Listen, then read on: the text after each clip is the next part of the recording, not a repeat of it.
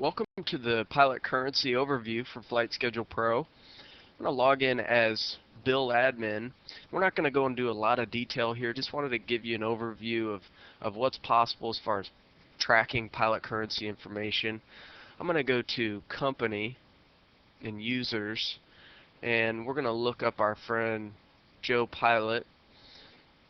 And Joe represents a renter or student pilot or member that we're wanting to track currency information for. You see here there's a link for pilot record, and this will give us an overview of information we have stored about this pilot. There's the certificate, when it was issued, what type of certificate, some ratings and endorsements, some information on insurance, medical certificate, the class, exam date, birth date, so we can calculate the expiration of that medical certificate, and the last flight date, flight hours, pilot currency items.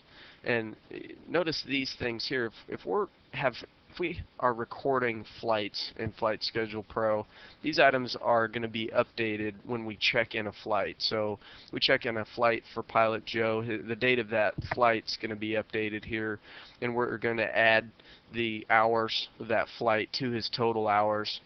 These currency items, we just have one set up here. It's Flight Review Endorsement, and we can store a date. We can also set up additional items. So as you can see, we have a flight review endorsement.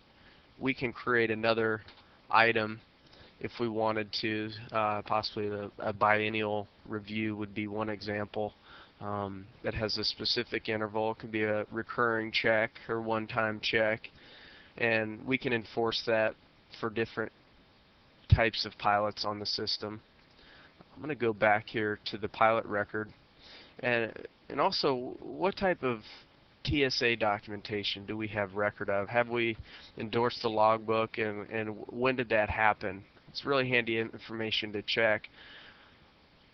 And then aircraft checkouts. What aircraft is this pilot able, and checked out to fly in, and when did that happen? So now that we have this information stored, what can we do with it? That's a really good question to ask.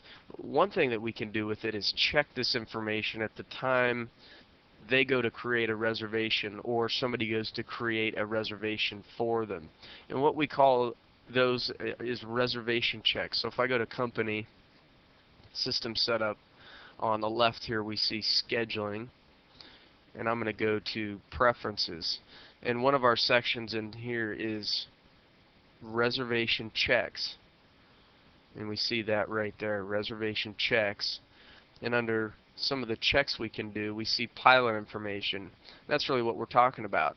So do you want to check this information at the time the reservation happens? And that's up to you.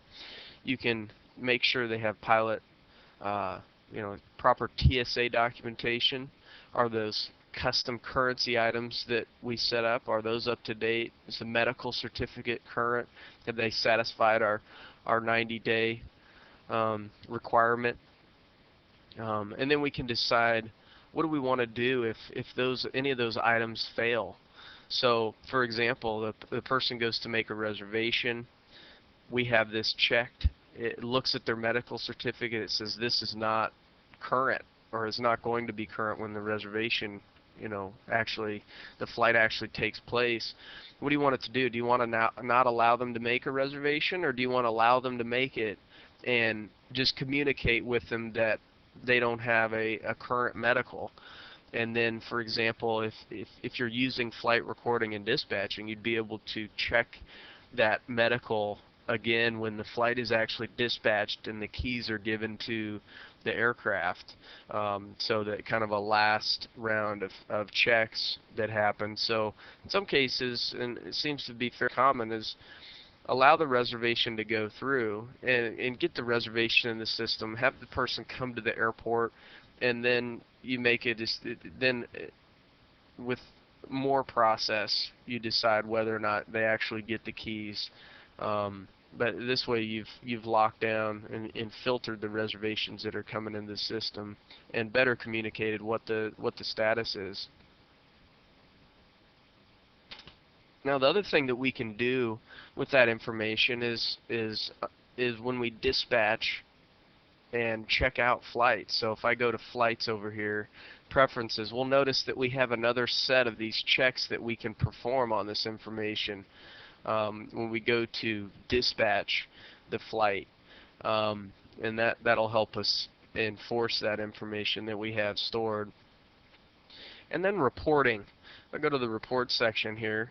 We have a currency report so that we can see those currency items that we have stored. When do they expire? What's the current status? And when people log into the system, there's also notifications on there that they see on the home page that lets them know that these items are expired. So that gives you a brief overview of pilot currency tracking on Flight Schedule Pro.